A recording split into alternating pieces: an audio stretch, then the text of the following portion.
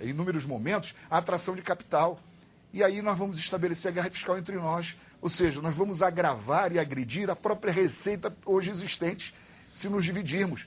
É inaceitável a divisão, porque matematicamente não fecha. Não fecha matematicamente. A nossa economia ficará refém de uma mega estrutura burocrática, que muitas vezes é até burocrática. Deixa eu ouvir o deputado Giovanni Queiroz a respeito dessas colocações que o senhor também fez e agregar. Qual é hoje a tendência da população desses dois possíveis novos estados, Tapajós e Carajás? Pelo que me consta, não há nenhuma pesquisa ainda a respeito da tendência de voto dessas populações, né? Não, nós temos, na verdade, os sentimentos. Só apenas fazer um pequeno reparo. Eu não disse que é vergonhoso que o eleitor vote não, até porque matéria vencida, nós vamos ter que ouvir todo o Estado. Bom, está gravado. Posso até lhe dizer, pois é, eu disse que a vergonha foi o Supremo, na posição. O Supremo decidiu que todos votam. Eles não têm o direito de legislar. Eles não foram credenciados para legislar. Eles têm lá só que julgar. Foi vergonhoso eles decidirem que todos votam. Não. Está gravado. Eu vi bem. Sim, a interpretação equivocada não é do Supremo. Mas o eleitor do Pará vai votar, ele vai votar conosco, porque eles começam a ter consciência da importância que é isso para demover todos nós do atraso. Eu, na verdade, sou mineiro. E tenho 65 anos, fui para lá com 25 como médico. Fui o primeiro médico de um povoado pequeno chamado Redenção, o município de Conceição do Araguaia, hoje uma cidade de 75 mil habitantes. Me orgulho de ter ido para lá. Dei a minha contribuição mais que muitos paraenses que lá nasceram, que não tiveram a mesma coragem, às vezes, ou oportunidade de fazer o que eu fiz. Se formaram em medicina, não tiveram oportunidade. Paraense é corajoso, Giovanni. E muito. Paraense é povo corajoso. É povo baita de bom. É povo corajoso. No entanto, eu quero dizer que não podem me acusar de ser um forasteiro que não deu a contribuição para o desenvolvimento do Estado como um todo. E eu fiz, com muita honra, com muito orgulho de representar o Pará. Nos une a luta pelos direitos do Pará no sentido de demovermos a Lei Candir da condição em que ela está colocada. Isso é verdade. Nós perdemos nas exportações, não tem o ICMS, na energia que paga o ICMS na ponta, no consumo e não na geração. Nós temos perdas nas exportações da madeira, porque são bens primários e são isentos de ICMS. Mas isso já nos une. Não é? O problema nosso não é nem este, o nosso problema é de gestão do Estado como um todo. Um Estado menor, mais bem equilibrado, mais bem administrado, sem dúvida nenhuma, o exemplo está vivo, o laboratório está aí a céu aberto para você, jornalista, para ele, deputado, para mim, para qualquer sociólogo ou economista. E, na verdade, o que ocorre? O Tocantins, na verdade, construiu lá um poder judiciário, construiu lá um poder executivo, um legislativo. Isso não vai onerar em nenhum centavo a União. Nós estaremos assumindo os custos da gestão e da implantação do novo Estado. O Tocantins também não recebeu um centavo do governo federal. Recebeu e recebe. Nem um centavo. Que isso? Recebeu como recebe todo o Estado, no fundo de participação dos senhor, Estados. Não recebe nenhuma transferência voluntária nenhuma. Recebeu 500 milhões, 5 anos depois de criado, 100 milhões por ano, e eu estava aqui e ajudei a aprovar a lei. Recebeu então, recursos voluntários. Mas nós não vamos precisar. Nós temos condições. Inclusive, começou com dívida zero. Para administrarmos o crescimento efetivo daquela região. Para você ter um exemplo. O Tocantins tem hoje uma receita consolidada de 2010 de 5 bilhões 133 milhões. O Pará, como um todo, que é 5 vezes maior, deveria ter, portanto, 5 vezes 5, 25, 27 bilhões de reais. A receita consolidada do Pará foi de 13 bi. Por que isso? O que está acontecendo? É isso que nós temos que verificar. Na verdade, a questão da gestão é extremamente importante. Nós teremos um custo de implantação de 2 bilhões de reais e uma receita aproximada de 5 bi, se compararmos ao Tocantins. Como o nosso potencial, eu acredito ser um pouco maior que o do Tocantins, pelo minério, pelas indústrias mineradoras, pela pecuária, que nós temos mais forte, o dobro do rebanho bovino do Tocantins. O Tocantins é um estado que está pujante. Tem hoje uma produção agrícola extraordinária. E isso lhe dá uma renda, não é, capaz de poder ter essa receita. No entanto, nós temos um potencial extremamente maior. Precisa apenas de presença de Estado e é isso que nós queremos naquela região. Deputado Zenaldo Coutinho, a descentralização administrativa não é um, digamos assim, um caminho natural em toda a organização? Não seria assim também no Estado? Com certeza. O governador tem não apenas um propósito, mas já tem uma prática de estabelecer essa descentralização no seu primeiro governo e agora intensifica isso até com o chamado governo itinerante. O governador tem se deslocado nas regiões do Estado, com toda a equipe de governo, essa estrutura, para fazer a administração itinerante.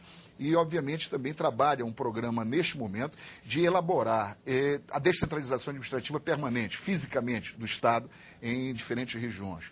nós temos esses desafios, o governador, e o Giovanni sabe, recebeu o Estado numa situação extremamente delicada, do seu ponto de vista financeiro e econômico, extremamente delicada.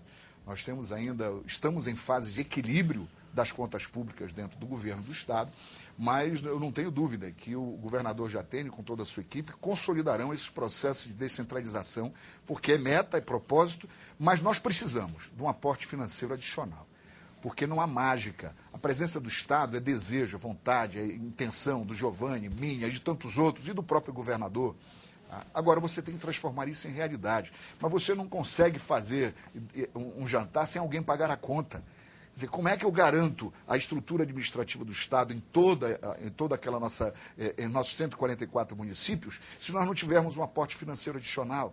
Não será aumentando despesa da estrutura burocrática que você vai dar a presença do Estado nos municípios mais longínquos, e muitas vezes nem tão longínquos, até nos municípios próximos a Belém, que padecem dos IDHs mais graves.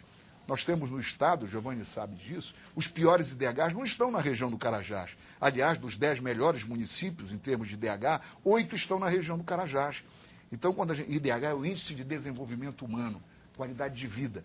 Quer dizer, nós temos as piores qualidades de vida em municípios muito mais próximos da capital. Portanto, não é distância geográfica que vai ser parâmetro para a nossa análise de eficácia das políticas públicas. Nós precisamos de aporte adicional de recursos. Por quê? Porque nós temos municípios que são pobres, naturalmente pobres, por não disporem das riquezas que outros dispõem.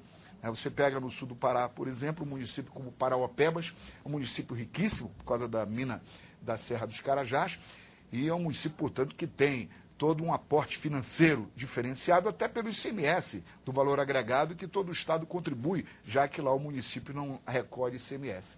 Então você tem lá um município riquíssimo. Mas você tem, por exemplo, no meu querido Marajó, né, no nosso arquipélago Marajoara, um município como Anajás, cujo prefeito já pegou mais de 10 malárias, para você ver. Um índice gravíssimo de desenvolvimento humano, pobreza. Nós temos Melgaço com extremas dificuldades.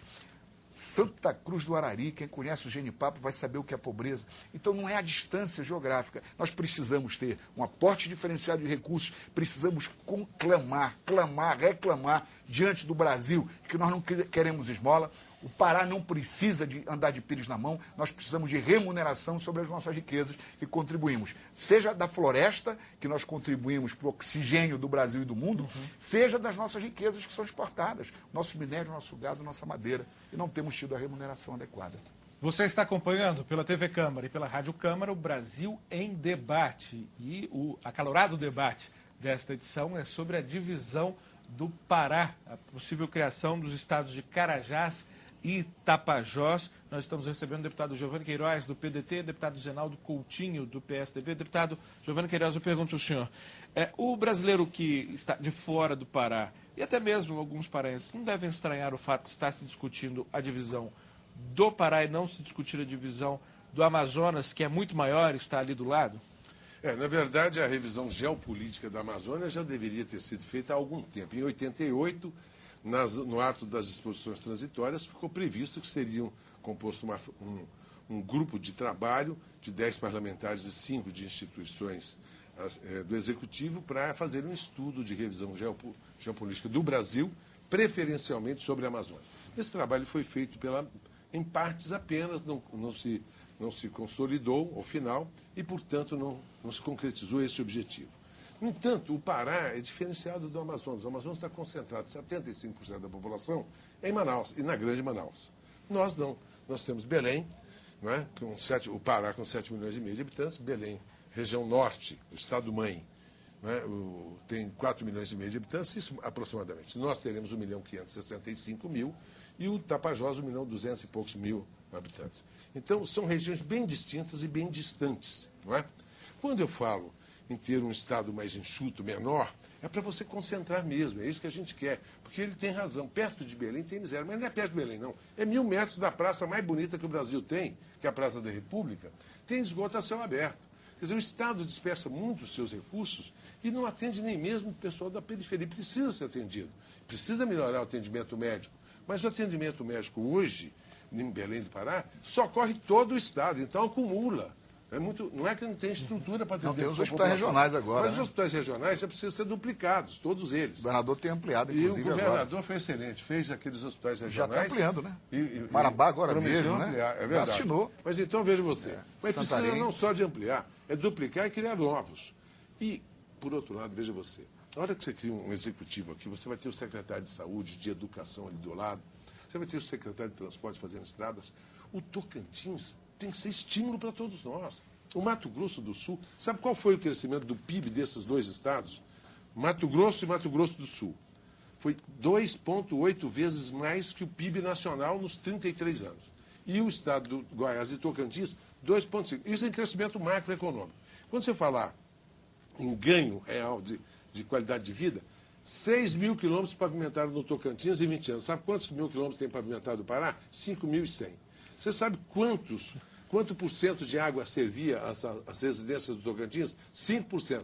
Hoje, 97,92% das residências do estado do Tocantins tem água potável na torneira, água que você pode abrir e beber. Então, isso é formidável. Deputado, nós ganho precisamos para o cidadão. caminhar para o encerramento. Vou passar a palavra para o deputado Zenaldo Coutinho para ele também concluir a fala dele, já que o tema não acabou, mas o tempo já se esgotou. Deputado Zenaldo Coutinho. Se estado pequeno fosse significado de estado bom, qualidade de vida, Sergipe era uma maravilha, Alagoas um espetáculo, o próprio Amapá que saiu do Pará seria extraordinário.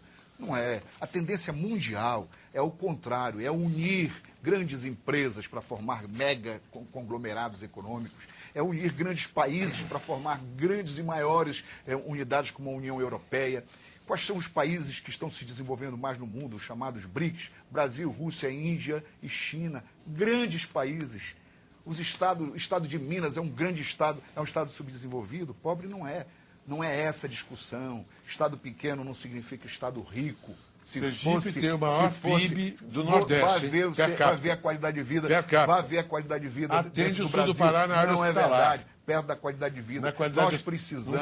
Teresina nos atende no sul do Pará. Um aporte adicional de recursos. Precisamos de unidade dos políticos do Pará. Precisamos ter um olhar voltado para a nossa realidade. E não a cisão, não a divisão, não a separação, não o retalhamento do Estado. Quando se retalha, a palavra diz divisão, não é conta de somar nem de multiplicar. Deputados, eu quero agradecer muito e já fazer um convite. Até dezembro nós temos um bom prazo para aprofundarmos, não só porque o debate é bom, mas pela necessidade de esclarecer o telespectador do Pará e o telespectador do Brasil, que precisa conhecer a fundo esses problemas que acabam vindo à tona numa discussão dessa natureza. Agradeço muito, reforço o convite. À disposição. E agradeço principalmente a você que nos acompanhou aqui no Brasil em Debate. Você acompanhou pela TV Câmara ou pela Rádio Câmara, mas se perdeu algum pedaço, gostou do debate, acesse www.câmara.gov.br. Esse e outros programas estão lá ao seu inteiro dispor. Muito obrigado, até uma próxima edição.